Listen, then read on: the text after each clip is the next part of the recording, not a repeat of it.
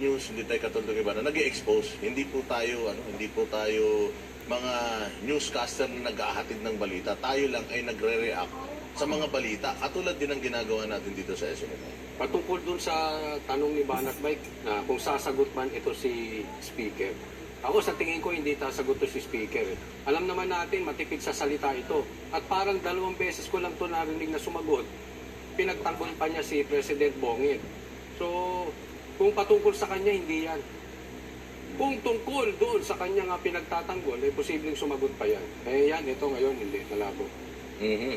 Kaya manawagan ka sa mga vloggers na katulad mo Banat Bay na pinanghihinaan ng loob. Ay, okay lang, sama-sama tayo. Di ba lang?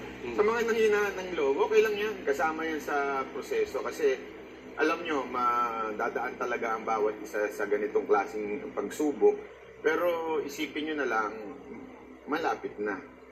Malapit na makita ang liwanag. Alam mo ba, Natbay, sa totoo lang, kung halimbawa na usapang karapat-dapat na makasuhan, eh yung mga tanso vlogger nga, grabe yun eh.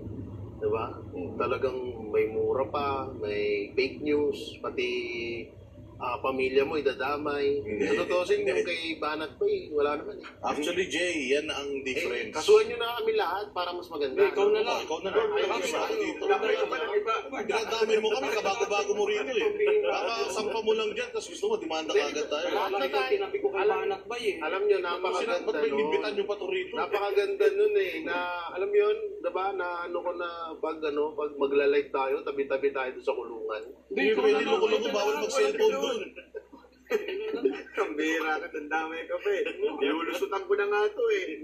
Tadamay pa to. Anyway, nandiyan na pala yung guest natin. Oo. Introduce Yan, mo. kasunod ng guilty verdict kay Acting Church Representative Franz Castro sa kasong child abuse, muling nabuksan ang usapin ng pagkakadawit ng Kabataan Party List sa komunistang teroristang grupo, CPP, NPA, NDF. Si Ina Mortel, magbabalita.